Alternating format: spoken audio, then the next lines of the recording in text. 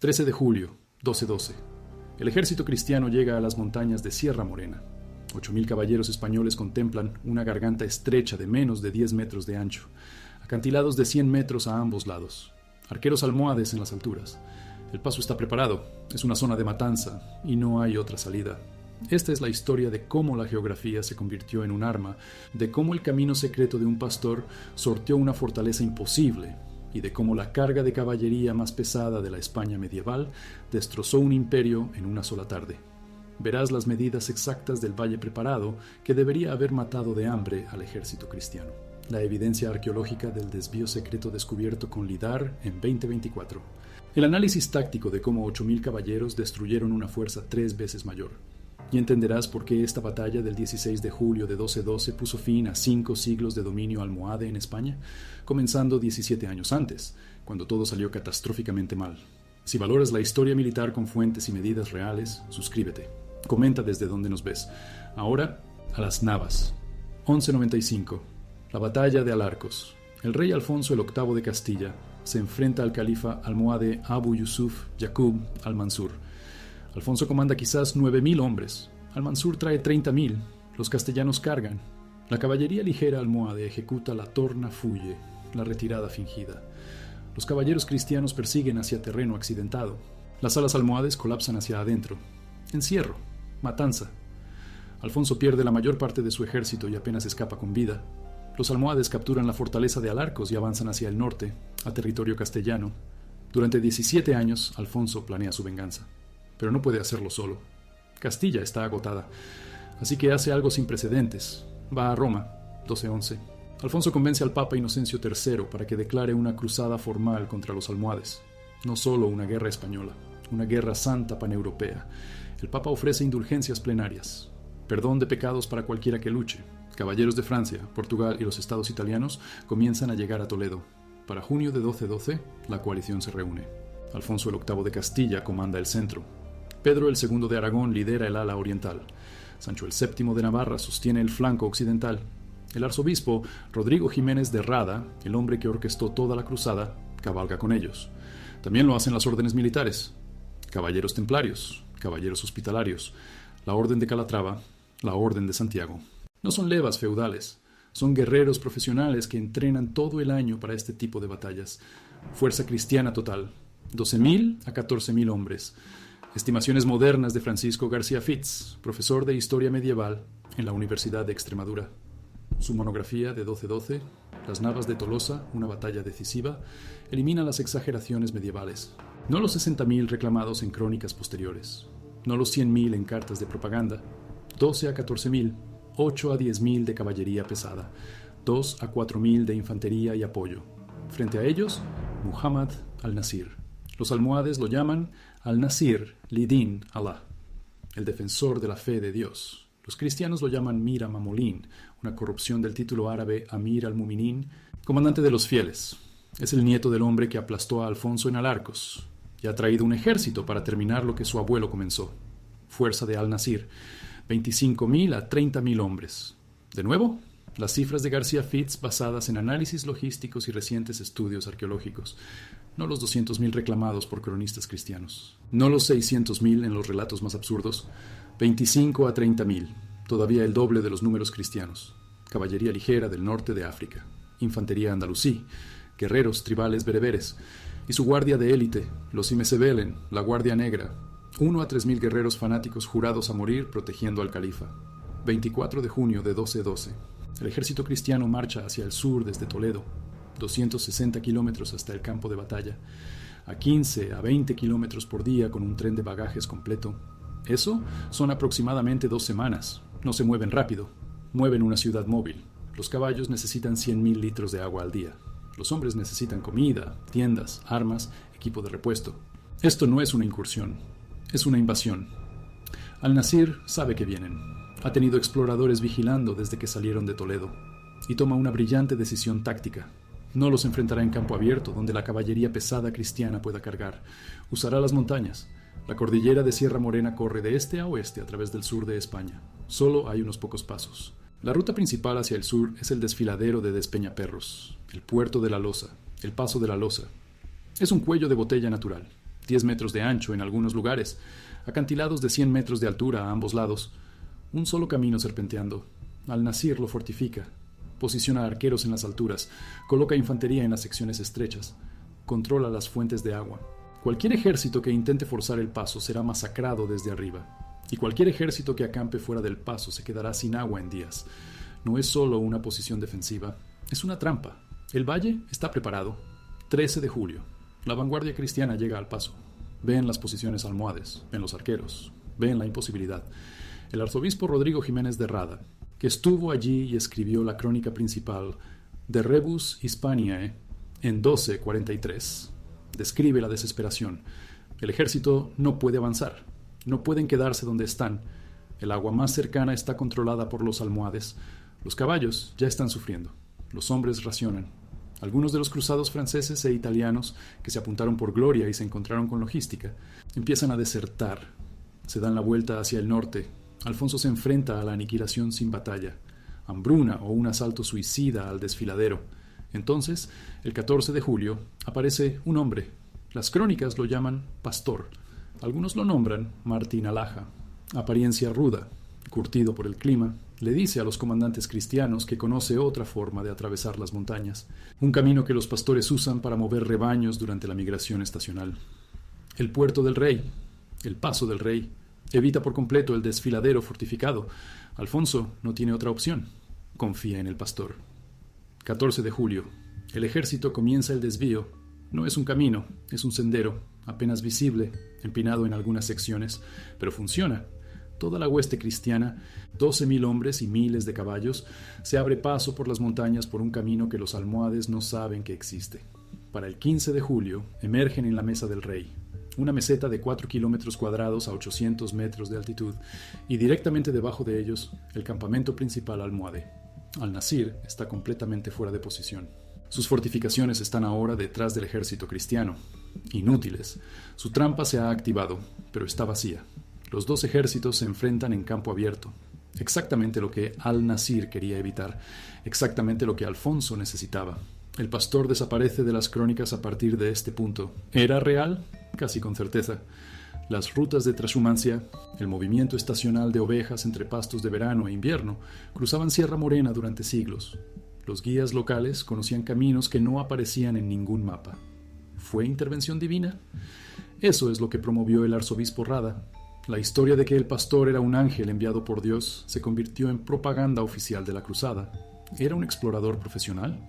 Historiadores modernos, incluido García Fitz, sugieren que probablemente era un miliciano de frontera, alguien que había estado operando en las regiones fronterizas durante años y conocía el terreno íntimamente. 2024. Un equipo de la Universidad de Jaén utiliza LIDAR, Light Detection and Ranging, para mapear Sierra Morena. LIDAR penetra la vegetación y revela la topología del terreno. Lo encuentran. Un sendero débil y erosionado que evita el desfiladero de Despeñaperros. Coincide con las descripciones del Puerto del Rey. El camino es invisible desde el fondo del valle. Solo sabrías que existía si lo hubieras caminado antes. La ruta del pastor era real. El valle preparado tenía una puerta trasera. Y Alfonso la encontró. 16 de julio, 12:12. Amanecer. Ambos ejércitos se preparan. La fuerza cristiana se organiza en 3 líneas. La vanguardia, la mediana, la retaguardia. La vanguardia incluye las órdenes militares y los caballeros más experimentados. La mediana contiene la mayor parte de la caballería castellana y aragonesa. La retaguardia son los 3 reyes, Alfonso, Pedro y Sancho, con sus caballeros de caza. Es una fuerza de reserva, retenida para el momento decisivo. El ejército almohade se forma en una gran media luna. Caballería ligera en las alas, infantería en el centro. Y al fondo, rodeando la tienda del califa, la guardia negra, los Imesebelen. Las crónicas los describen encadenados. Algunos relatos dicen cadenas de hierro literales que conectaban a los guerreros para evitar la retirada. Otros sugieren una empalizada de estacas y cuerdas. Estudios arqueológicos de 2018 a 23, dirigidos por la doctora Irene Montilla Torres y el doctor Juan Carlos Castillo Armenteros de la Universidad de Jaén, encontraron concentraciones de fragmentos de hierro y agujeros de estacas en el área que coincide con la posición del campamento del califa. Las cadenas probablemente eran una combinación. Barreras físicas, estacas, cuerdas y compromiso simbólico. Guerreros que juraron no retirarse. La batalla comienza. La vanguardia cristiana carga. 8.000 caballeros con armadura completa. hauberk de malla cubriendo torso y brazos, gorros de malla protegiendo cabeza y cuello, yelmos nasales, aunque algunos de los caballeros más ricos están empezando a adoptar el gran yelmo, el yelmo de barril completamente cerrado, escudos de calentador, madera triangular cubierta de cuero, espadas de armar, tipo Oakshot 11 y 12, diseñadas para cortar y empujar, y lanzas de fresno de 12 pies, cargan en formación de conroys, rodilla con rodilla, compactos, máximo impacto cinético, un muro de acero y carne de caballo moviéndose a 30 kilómetros por hora. La caballería ligera almohade intenta la torna fuye, la retirada fingida, funciona en terreno accidentado. No funciona en una meseta plana contra caballeros disciplinados que han entrenado para esta táctica exacta. La carga cristiana no se rompe, no persigue imprudentemente. Golpea el centro almohade como un ariete. La infantería almohade resiste, brevemente. Están equipados con adargas, escudos de cuero en forma de corazón hechos de piel de orix, jabalinas cortas, llamadas azagallas, sables curvos, gambezones acolchados como armadura. Buen equipo para escaramuzas y redadas, insuficiente para detener una carga de caballería pesada. La línea cede. La mediana cristiana, la línea del medio, se une al asalto. Ahora es el peso total de la caballería castellana y aragonesa. Las alas almohades intentan envolver. Los flancos cristianos resisten. Se convierte en un combate cuerpo a cuerpo. Espadas contra sables. Lanzas contra jabalinas. Caballos gritando. Hombres muriendo. La mesa del rey se convierte en un campo de matanza. Pero el centro almohade aún resiste. La guardia negra no se ha roto. Al-Nasir sigue en el campo. Su estandarte, un gran estandarte negro, sigue ondeando sobre su tienda. Si el califa se mantiene firme, el ejército se mantiene firme. Alfonso lo ve. Libera la retaguardia. La carga de los 3 reyes. Alfonso el VIII, Pedro el II, Sancho el VII, con sus caballeros de caza, lo mejor de lo mejor. Tropas frescas golpeando a un enemigo agotado, se dirigen directamente a la posición del califa. La guardia negra los recibe. Las crónicas describen la intensidad. Los Imesebelen luchan hasta el último hombre. No se retiran, no pueden. Están encadenados, literal o simbólicamente, no importa. Mueren donde están. Sancho el VII de Navarra, el más alto de los 3 reyes, físicamente el más fuerte, irrumpe. Crónicas navarras posteriores afirman que él mismo cortó las cadenas que rodeaban la tienda del califa. Ya sean cadenas literales o metafóricas, las fuerzas de Sancho rompen la guardia negra, capturan el estandarte del califa, invaden su tienda. Al-Nasir huye. En el momento en que el califa huye, el ejército almohade colapsa. No es una retirada, es una desbandada. Miles mueren en la persecución. La caballería cristiana los persigue durante kilómetros. Ibn Dari al-Marrakushi, escribiendo a finales del siglo XIII en Al-Bayan al-Mughrib, la crónica desde la perspectiva almohade, describe el desastre. Culpa a la fricción interna. La élite bereber y las tropas andalusíes no confiaban entre sí. Cuando el centro se rompió, la coordinación se evaporó. Al-Nasir llega a Jaén, luego se retira hasta Marrakech. Nunca más vuelve a hacer campaña en España. El califato almohade se fractura en menos de una generación. Los reinos cristianos de España avanzan hacia el sur. La reconquista, estancada durante décadas tras Alarcos, se acelera. Para 1250, solo Granada permanece bajo control musulmán. Y Granada sobrevive como estado vasallo hasta 1492. Pero esto es lo que las crónicas no te cuentan. Esto es lo que revela la arqueología. El campo de batalla no está donde dijeron los historiadores. Durante 800 años, los eruditos situaron las navas de Tolosa cerca del pueblo moderno de Santa Elena, en la provincia de Jaén. Cerca, pero no exacto. Luego, en 2018, la doctora Irene Montilla Torres y el doctor Juan Carlos Castillo Armenteros, de la Universidad de Jaén, inician prospecciones sistemáticas con detectores de metales en una cuadrícula de búsqueda de 12 kilómetros cuadrados. Buscan el campo de Matanza, el lugar donde 8.000 caballeros se enfrentaron a 25.000 almohades y dejaron evidencia física. Lo encuentran a 3 kilómetros al este del sitio tradicional, una zona de concentración. 2.000 artefactos metálicos recuperados entre 2018 y 2023. Puntas de virotes de ballesta, de sección cuadrada, de hierro, corroídas pero identificables, cientos de clavos de herradura, fragmentos de cotas de malla, fragmentos de espada, puntas de lanza y algo inesperado, un denso cúmulo de fragmentos de estacas de hierro y agujeros de poste en un radio de 200 metros, altas concentraciones de fosfatos orgánicos en el suelo, materia orgánica descompuesta, cuerpos, animales de carga. Este es el último bastión del califa, el lugar donde murió la Guardia Negra. No es leyenda, es evidencia física, La distribución espacial cuenta la historia que las crónicas no pudieron. Los artefactos cristianos se extienden en 3 oleadas distintas a lo largo de 500 metros. No una carga masiva. 3 asaltos sincronizados. La vanguardia ataca primero. Artefactos concentrados en el sector oriental. Luego se une la mediana. El campo de artefactos se expande hacia el oeste. Finalmente, la retaguardia. La concentración más densa de trabajos en metal de alta calidad. Mejores espadas, guarniciones de arneses decoradas, equipamiento de la Casa Real. La carga de los 3 reyes dejó la firma arqueológica más rica porque trajeron el mejor equipo. Pero esto es lo que lo cambia todo. Las puntas de virote. Se recuperaron más de 300 virotes de ballesta, no del lado cristiano, de las posiciones almohades, de cabeza cuadrada, consistentes con la producción militar norteafricana y andalusí de finales del siglo XII y principios del XIII. Están concentrados en el borde norte del campo de batalla, la dirección de la que provino la carga cristiana. Los almohades no solo luchaban con caballería ligera y espadas, tenían infantería de ballesteros masiva, y estaban disparando a los caballeros que cargaban. ¿Por qué importa esto? Porque significa que la carga cristiana tuvo éxito contra el fuego a distancia. Las ballestas a 200 metros pueden penetrar la cota de malla. No siempre, no de forma fiable, pero pueden. Un estudio de balística de 2015 de las Armerías Reales de Leeds probó ballestas de época contra reproducciones de cota de malla. Tasa de penetración a 150 metros, 32%, a 200 metros, 18%. Los caballeros cristianos cargaron a través de una tormenta de virotes que debería haber destrozado sus primeras filas. Sobrevivieron gracias a la densidad de la formación y la superposición de armaduras.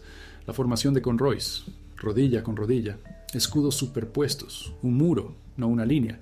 Los virotes golpearon escudos, golpearon armaduras. Algunos penetraron, hombres cayeron. Pero la formación no se rompió. Y una vez que se acercaron al rango de contacto, las ballestas se volvieron inútiles. Tiempo de recarga para una ballesta militar: 20 a 30 segundos. Un caballero en carga recorre 200 metros en 24 segundos a galope tendido. Una andanada. Quizás 2 si eres rápido. Luego son espadas y lanzas, y la infantería almohade se enfrenta a caballería pesada en cuerpo a cuerpo, para lo cual no están equipados. La arqueología confirma lo que predecían las tácticas. Los almohades tenían el arma defensiva adecuada, pero no el tiempo suficiente para usarla. El valle preparado les habría dado tiempo. Disparar desde arriba, recargar, disparar de nuevo. El ejército cristiano atrapado abajo. Pero en la mesa del rey, en campo abierto, el tiempo colapsó. La carga cerró la distancia demasiado rápido. Ahora miren los artefactos del campamento almohade. Fragmentos de estacas de tienda, hierro y madera, utensilios de cocina, equipo de caballos, y esos agujeros de poste, dispuestos en un círculo irregular, 200 metros de diámetro, espaciado, cada 3 o 4 metros. 60 o 70 agujeros de poste en total. Esto coincide con las crónicas. La empalizada alrededor de la tienda del califa. No un muro sólido, una valla de estacas, quizás conectadas con cuerdas o cadenas, una barrera simbólica tanto como física. La Guardia Negra luchó dentro de este perímetro y murió allí. Análisis del suelo de 2023, dirigido por el Dr. Manuel Molinos Molinos, también de la Universidad de Jaén. Concentraciones de fosfatos dentro del círculo de postes, 4 veces más altas que el suelo circundante del campo de batalla. Los fosfatos indican descomposición orgánica. Restos humanos y animales. La concentración sugiere que aquí ocurrió la mayor densidad de bajas. El último bastión no fue metafórico, fue localizado. Específico, justo aquí. Las crónicas dicen que la Guardia Negra estaba encadenada. La arqueología dice que había estacas y fragmentos de hierro. Reconciliémoslo, la guardia no estaba encadenada individualmente. Eso es poco práctico.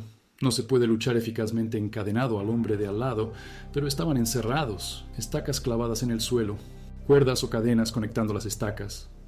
Un perímetro. Podías luchar dentro, podías moverte, pero no podías retirarte sin romper tu propia barrera, física y psicológica. Un dispositivo de compromiso.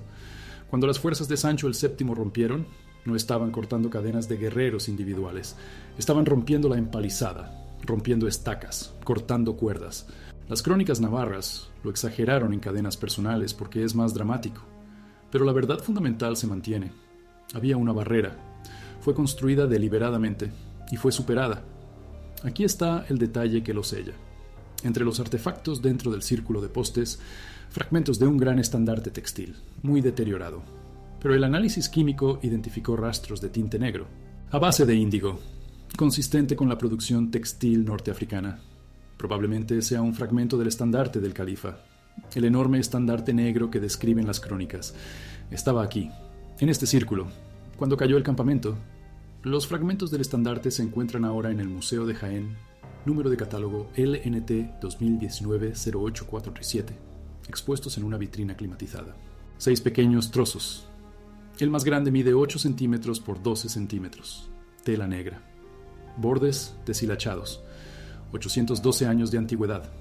Esto es lo que capturaron los caballeros de Sancho cuando tomaron la tienda, prueba física del momento en que se rompió el ejército almohade. Pero la arqueología revela algo que las crónicas pasaron por alto. La retirada almohade no fue caótica en todas partes. En el borde occidental del campo de batalla, la distribución de artefactos muestra una retirada organizada. Menos armas dispersas, menos equipo caído. El ala almohade occidental, la caballería bereber, se desenganchó en formación. No huyeron, se retiraron, lo que coincide con el relato de Ibn Dari. La élite bereber y las tropas andalusíes no confiaban entre sí. Cuando el centro colapsó, los bereberes se retiraron. Los andalusíes se rompieron. 2 respuestas diferentes. 2 firmas arqueológicas diferentes. El borde oriental muestra la huida. Artefactos dispersos a lo largo de 3 kilómetros. Armas arrojadas en la huida. Equipo de caballos abandonado. Artefactos de persecución. Clavos de herradura cristianos mezclados con equipo almohade. La caballería cristiana persiguió a los andalusíes en fuga durante horas, matando a su paso. La arqueología mapea la masacre. Recuento total de artefactos del campo de batalla hasta 2023. 2047 artículos catalogados. Pero eso es solo lo recuperado. El radar de penetración terrestre sugiere que miles más permanecen enterrados. El equipo de la Universidad de Jaén estima que solo han prospectado menos del 30% de la zona de combate real. Todavía hay más evidencia en el suelo, esperando. Esto es lo que 800 años de erosión, agricultura y química del suelo no pudieron borrar. El metal se corroe, la madera se pudre, los cuerpos se descomponen, pero el patrón espacial permanece. La distribución de fragmentos, las zonas de concentración, las firmas químicas en el suelo, suficiente para reconstruir la batalla a partir de evidencia física. No solo crónicas, no solo leyenda, arqueología, y confirma lo imposible. 8.000 caballeros destrozaron a 25.000 almohades. No por magia, no por intervención divina. A través de tácticas, equipo y el factor más importante que las crónicas subestiman, lucharon en un terreno que anuló la ventaja almohade. El valle preparado los habría destruido. La mesa del rey les permitió ganar. La geografía no fue solo un arma, fue el arma. Y el conocimiento de un pastor sobre un camino olvidado cambió la historia de España. Pero las secuelas inmediatas de la batalla plantean una pregunta que la arqueología no puede responder. ¿Por qué Al-Nasir no se reagrupó? Se retiró a Jaén con miles de tropas supervivientes. La caballería bereber estaba intacta.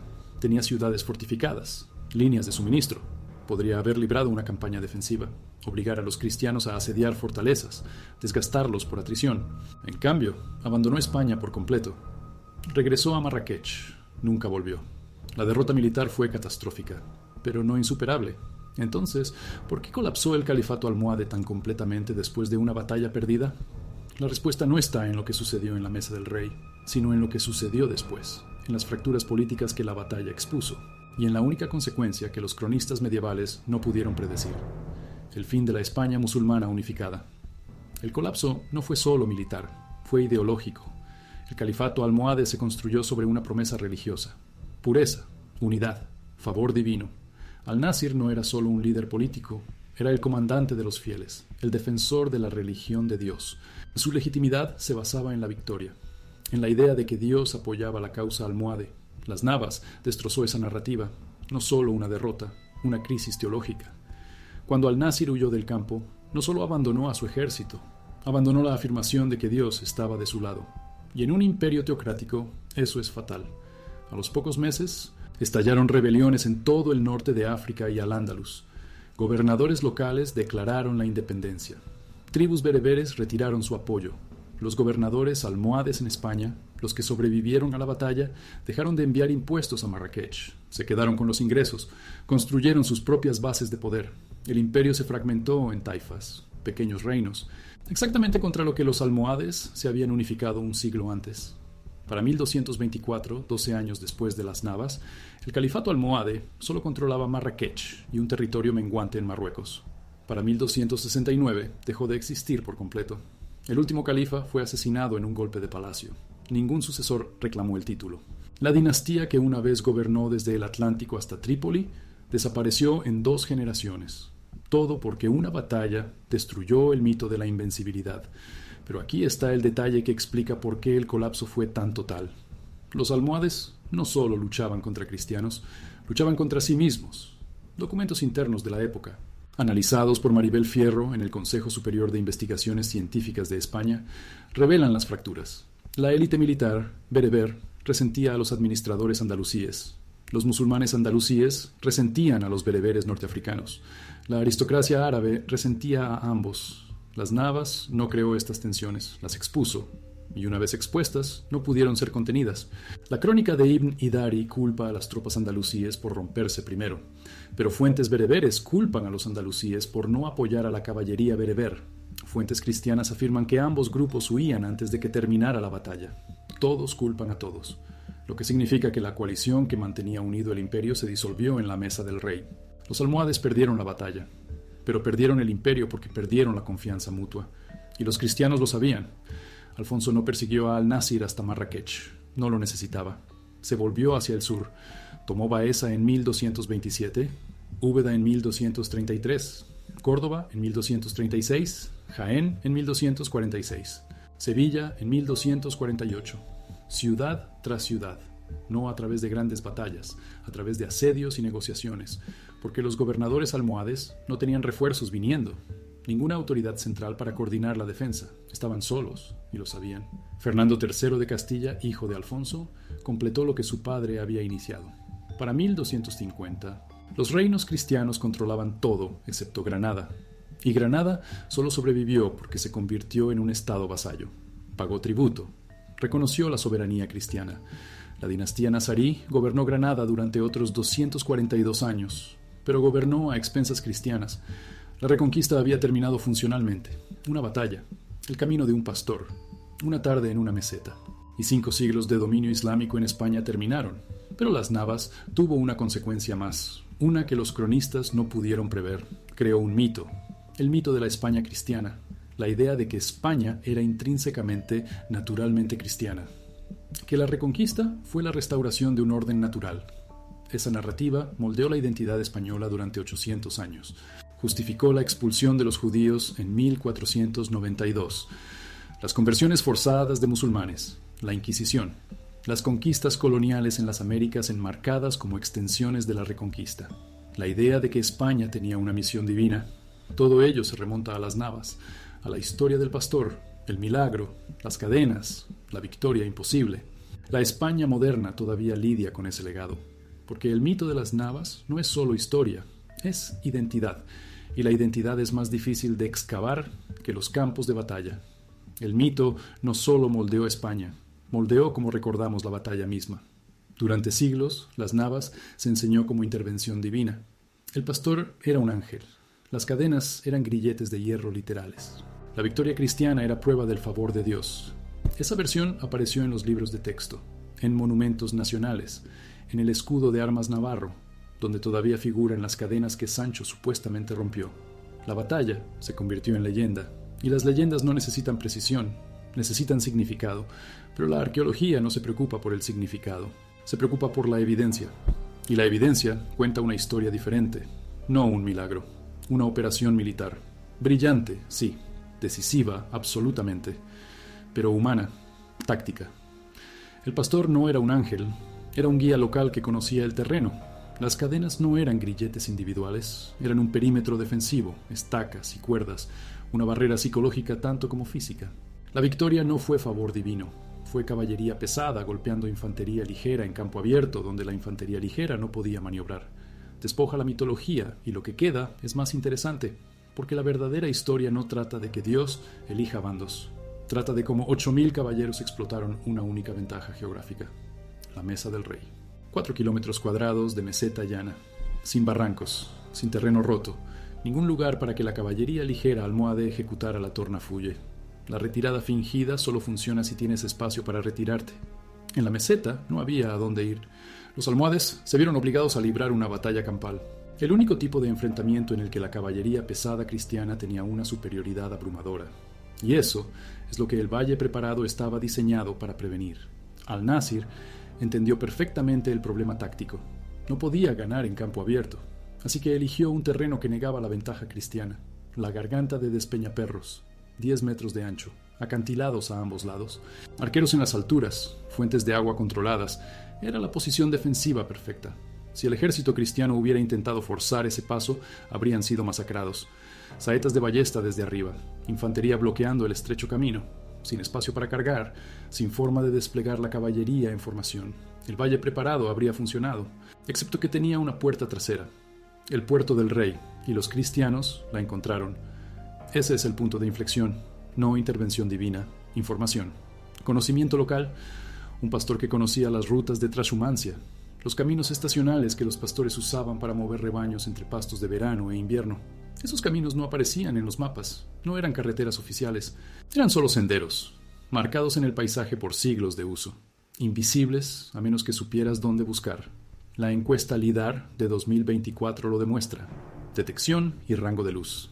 Una tecnología que utiliza pulsos láser para mapear la topología del terreno a través de la vegetación. El equipo de la Universidad de Jaén escaneó Sierra Morena. Encontraron un sendero débil y erosionado que bordeaba la garganta de Despeñaperros.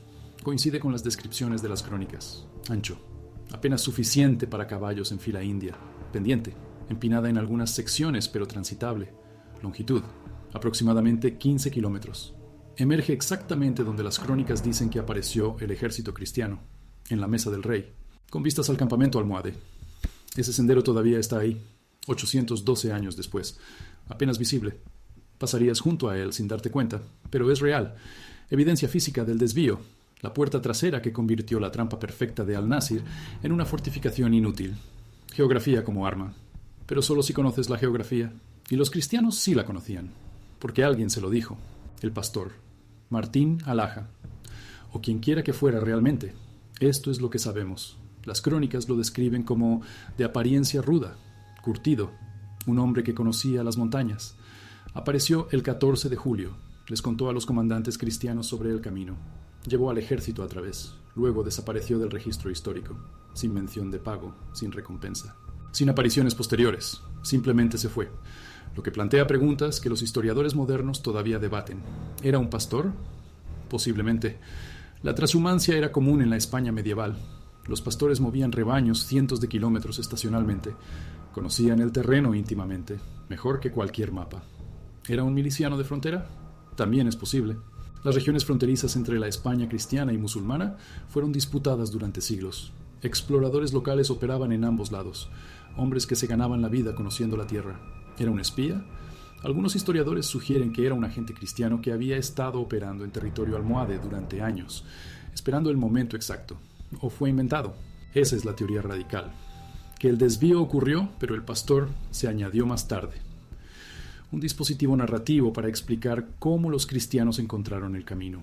Porque admitir que tenían redes de inteligencia profesionales operando en territorio enemigo no era tan convincente como un milagro divino. El pastor como propaganda, una historia que justificaba la cruzada. Hacía que la victoria pareciera ordenada en lugar de planificada. Nunca lo sabremos con certeza. Las crónicas son las únicas fuentes, y se contradicen entre sí. Algunos lo nombran Martín Halaja, otros no lo nombran en absoluto. Algunos lo describen como un anciano, otros como de mediana edad. Algunos dicen que llevaba una cruz, otros no la mencionan. Los detalles cambian según quién escribe y cuándo, pero cada relato coincide en el hecho central. Alguien mostró a los cristianos el camino, y ese alguien cambió la historia, porque sin ese desvío la batalla no ocurre. El ejército cristiano muere de hambre fuera del paso, o se retira, o intenta un asalto suicida y es masacrado. Al-Nasir gana sin hacer nada, su posición defensiva se mantiene. La cruzada fracasa. El califato almohade sobrevive. La reconquista se detiene por otra generación, quizás más. La historia de España pivota sobre ese sendero, sobre el conocimiento de un hombre de un camino olvidado a través de las montañas. Ese es el detalle que atormenta a los historiadores militares. No la batalla en sí, el momento anterior. 14 de julio, el ejército cristiano atrapado, enfrentando la aniquilación, y entonces aparece un extraño, con información que no debería existir, un camino que no aparece en ningún mapa. Y los comandantes le creen, confían en él, arriesgan 12.000 vidas por su palabra. ¿Por qué?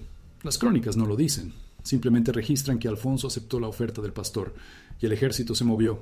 12.000 hombres, miles de caballos, trenes de bagaje, carros de suministros, todos atravesando un estrecho sendero de montaña apenas lo suficientemente ancho para fila india.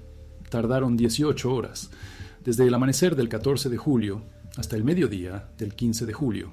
Una larga columna serpenteando por Sierra Morena, vulnerable, expuesta. Si los almohades hubieran descubierto el movimiento, podrían haber atacado la columna por partes, masacrado a los cristianos en las montañas, pero no lo hicieron, porque no sabían que el camino existía. Sus exploradores vigilaban el paso principal, la garganta fortificada, la trampa. Nunca imaginaron que los cristianos pudieran evitarla. Así que, cuando la vanguardia cristiana emergió en la Mesa del Rey el 15 de julio, el campamento almohade no estaba preparado, no estaba en posición defensiva, no esperaba combate. Las fortificaciones estaban detrás de ellos, inútiles. Los dos ejércitos se enfrentaron en campo abierto, y Al-Nasir tuvo que tomar una decisión: retirarse o luchar. Retirarse significaba abandonar el campamento, los suministros, el prestigio, admitir que la estrategia defensiva había fracasado. Luchar significaba enfrentarse en un terreno que favorecía a los cristianos, pero retirarse sin luchar habría sido políticamente catastrófico. Un califa que huye de una pelea pierde legitimidad, así que Al-Nasir eligió luchar, y esa elección condenó al califato almohade. Porque la batalla que siguió no estuvo reñida, fue una masacre. La caballería pesada cristiana destrozó el centro almohade en 3 oleadas cronometradas. La caballería bereber en los flancos se retiró en formación, retirada profesional. Pero la infantería andaluza en el centro se rompió, huyó. La persecución duró horas. Miles murieron huyendo. La arqueología lo mapea. Artefactos dispersos en 3 kilómetros, armas caídas, equipo abandonado. La evidencia física del pánico. Y en el centro del campo de batalla, dentro de ese círculo de 200 metros de postes, la Guardia Negra presentó su última resistencia. De 1.000 a 3.000 guerreros jurados para proteger al califa. Lucharon hasta el último hombre, no porque estuvieran encadenados individualmente, sino porque estaban encerrados, estacas clavadas en el suelo, cuerdas conectándolos, un perímetro que habían construido ellos mismos, un dispositivo de compromiso, físico y psicológico. Podrían haber abierto una brecha, podrían haber huido, pero no lo hicieron. Resistieron hasta que las fuerzas de Sancho rompieron la empalizada. Invadieron la posición, capturaron la tienda y el estandarte del califa. Fue entonces cuando Al-Nasir huyó. Y en el momento en que huyó, el ejército colapsó. Porque en un imperio teocrático la presencia del califa lo es todo. Si el líder elegido por Dios huye, ¿qué dice eso sobre el favor de Dios? La base ideológica se resquebrajó. Y a los pocos meses, la estructura política siguió. Rebeliones, fragmentación. El imperio que había gobernado desde el Atlántico hasta Trípoli durante un siglo desapareció en 2 generaciones. Todo por una batalla, una tarde, una ventaja geográfica explotada por un conocimiento local. El camino del pastor, la puerta trasera a través del valle preparado, eso es lo que ganó las navas de Tolosa. No la carga, no las cadenas, no la intervención divina, información, y la voluntad de confiar en ella. Geografía como arma, pero solo si conoces la geografía. Y el 14 de julio de 1212, los cristianos aprendieron algo que los almohades no sabían, un camino secreto a través de las montañas, y ese secreto cambió el mundo. Ese secreto cambió el mundo. Pero aquí está lo que hace que las Navas sea diferente de todas las demás batallas medievales. No solo cambió fronteras, creó una plantilla, un manual de cómo la información derrota a la fortificación, cómo el conocimiento local supera a los números superiores, cómo una persona con la información correcta en el momento adecuado puede colapsar un imperio. Y esa plantilla no se quedó en España. 1415. Agincourt. Arqueros ingleses masacran caballeros franceses en el barro. Los franceses eligieron el terreno. Los ingleses conocían el clima. 1513. Flodden Field. Ejército escocés atrapado en una colina. Las fuerzas inglesas conocían el terreno. 1588. Armada española. La flota de Felipe II destrozada en el Canal de la Mancha. Los españoles tenían más barcos. Los ingleses tenían mejores pilotos que conocían las mareas. Cada vez el mismo patrón. Geografía como arma. Información como multiplicador de fuerza. Las Navas no fue solo una batalla, fue el prototipo. Pero casi no funciona, porque la información del pastor era inútil sin una cosa: confianza. Alfonso tuvo que creer en un extraño. Arriesgar 12.000 vidas por un hombre sin credenciales, sin pruebas, solo una afirmación. Conoce un camino. Y de alguna manera, Alfonso dijo que sí. ¿Por qué? Las crónicas no lo explican. Simplemente registran la decisión. Pero esa decisión es la bisagra. Sin confianza, la información no vale nada. El camino existe, pero nadie lo toma. Los cristianos mueren en el valle. Los almohades ganan. España permanece musulmana por otro siglo. Quizás más. La confianza cambió la historia. Y esa es la lección que los estrategas militares modernos todavía estudian. No las tácticas, no el equipo. La toma de decisiones bajo incertidumbre. ¿Cómo evalúas la información cuando no puedes verificarla? ¿Cuando el costo de equivocarse es la aniquilación? Alfonso no tenía imágenes satelitales. No tenía drones de reconocimiento. No tenía tiempo. Tenía la palabra de un extraño. Y confió en ella. Eso es lo que hace de las Navas un caso de estudio en las academias militares hoy, no la batalla. La apuesta antes de la batalla. El momento en que la información se convierte en acción, cuando la inteligencia se convierte en estrategia, cuando un pastor se convierte en la persona más importante de España. 16 de julio, 12:12. Una batalla, una tarde. 8.000 caballeros, 25.000 almohades. Un valle preparado con una entrada secreta. Y el fin de 5 siglos de España islámica, no por intervención divina, porque alguien conocía el terreno y alguien más confió en él. Geografía como arma, información como poder y una decisión que cambió el mundo. Esa es la lección que los estrategas militares modernos todavía estudian, no las tácticas, no el equipo. La toma de decisiones bajo incertidumbre. ¿Cómo evalúas la información cuando no puedes verificarla? ¿Cuando el costo de equivocarse es la aniquilación? Alfonso no tenía imágenes satelitales, no tenía drones de reconocimiento, no tenía tiempo, tenía la palabra de un extraño, y la creyó. Eso es lo que hace de las Navas un caso de estudio en las academias militares hoy. No la batalla, la apuesta antes de la batalla, el momento en que la información se convierte en acción, cuando la inteligencia se convierte en estrategia, cuando un pastor se convierte en la persona más importante de España. 2024. El equipo de la Universidad de Jaén publica su análisis espacial final de los artefactos del campo de batalla. 5 años de datos. 247 artículos catalogados. Pero es el patrón de distribución lo que revela algo que nadie esperaba. Los artefactos cristianos no solo se agrupan en 3 oleadas, forman un patrón geométrico específico, una cuña, estrecha en el punto de contacto, ensanchándose a medida que avanza. La formación exacta descrita en los tratados militares de la época, los Conroys. Pero esto es lo que lo cambia todo. La cuña no apunta hacia el centro almohade, apunta 15 grados al este, hacia la tienda del califa, desde el principio de la carga. Los cristianos no intentaban romper el ejército almohade, intentaban matar al califa. Golpe de decapitación, terminología moderna para una táctica medieval. Las 3 oleadas no eran refuerzos, eran correcciones de rumbo. Cada oleada ajustaba el ángulo de ataque, empujando la cuña hacia la tienda. La vanguardia golpeó primero, provocó la respuesta almohade. La mediana explotó la brecha, ensanchó la ruptura. La retaguardia, los 3 reyes, atravesaron directamente hasta el objetivo. Sancho el VII no irrumpió accidentalmente en la posición del califa. Fue dirigido allí desde el principio. La distribución de artefactos lo demuestra. Metalurgia de alta calidad, herrajes decorados, equipo de la Casa Real, todo concentrado en un estrecho corredor que conduce directamente al círculo de agujeros de poste. Pero aquí está el detalle que confirma la intención. El ancho del corredor, 60 metros, constante a lo largo de todo el avance de 500 metros.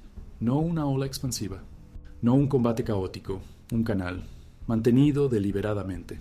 La densidad de artefactos dentro del corredor, 3 veces mayor que en las zonas circundantes del campo de batalla. Fuera del corredor, artefactos cristianos dispersos, mezclados con posiciones defensivas almohades.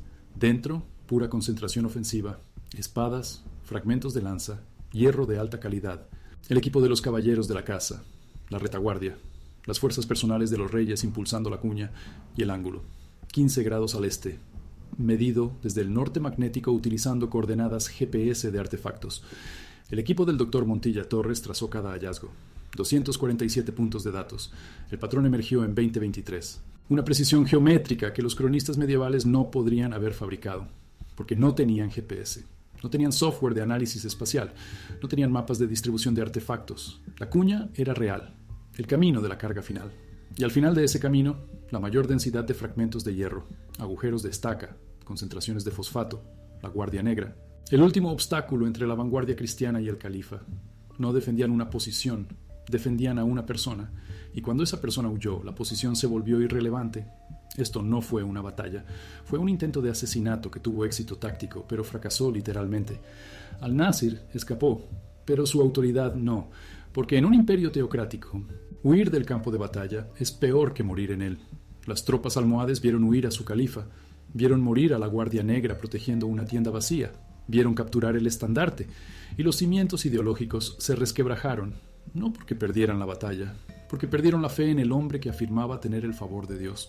La arqueología revela lo que las crónicas no podían admitir.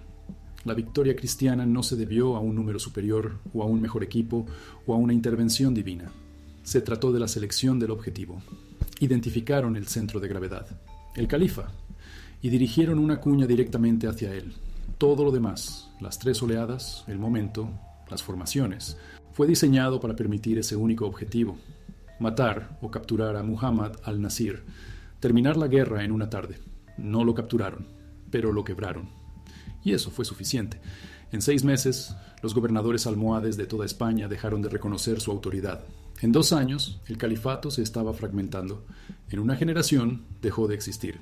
Todo porque 8.000 caballeros ejecutaron un golpe de decapitación en una meseta del sur de España. Y tuvieron el éxito suficiente para destruir un imperio. Esto es lo que significa para cada batalla que vino después: Azincourt, Flodden, Rocroi, Blenheim, Waterloo. Cada gran batalla europea durante los siguientes 6 siglos siguió la plantilla de las Navas: identificar la estructura de mando, atacarla, romperla. La era de la lucha de desgaste estaba terminando. La era de la maniobra decisiva estaba comenzando. Y comenzó en la Mesa del Rey, 16 de julio, 1212, cuando la geografía se convirtió en arma, la información se convirtió en poder, y el conocimiento de un pastor sobre un camino olvidado permitió el golpe de decapitación más exitoso de la historia medieval. Ahora mismo, el equipo de la Universidad de Jaén está ampliando la cuadrícula de búsqueda. Han inspeccionado el 30% de la zona de combate estimada. Queda el 70%. El radar de penetración terrestre muestra anomalías en toda la meseta. Más concentraciones de artefactos, más agujeros de poste, más evidencia todavía enterrada. Están planeando excavaciones hasta 2027. Cada temporada revela nuevos detalles, nuevos patrones, una nueva comprensión de cómo se desarrolló realmente la batalla. Y cada descubrimiento confirma lo mismo. Esto no fue caos, fue coreografía, brutal, sangrienta coreografía, pero planeada, ejecutada, exitosa. El camino del pastor les permitió evitar el valle preparado, pero la formación en cuña les permitió ganar la batalla. Una fue suerte, o información, o intervención divina, dependiendo de quién cuente la historia. La otra fue habilidad militar profesional aplicada con precisión. Y esa combinación, información más ejecución, cambió España, cambió Europa, cambió la forma en que se libraron las guerras durante 600 años, todo porque alguien conocía un camino a través de las montañas, y alguien más sabía exactamente qué hacer una vez que lo hubieran atravesado. Las Navas de Tolosa, 16 de julio, 1212. 8.000 caballeros, 25.000 almohades, un valle preparado con una entrada secreta, un golpe de decapitación dirigido a una tienda, un califa que huyó. Y 5 siglos de España islámica terminaron no con una batalla, sino con una cuña, impulsada directamente a través del corazón de un imperio. La geografía abrió la puerta, las tácticas entraron por ella, y el mundo del otro lado nunca volvió a ser el mismo.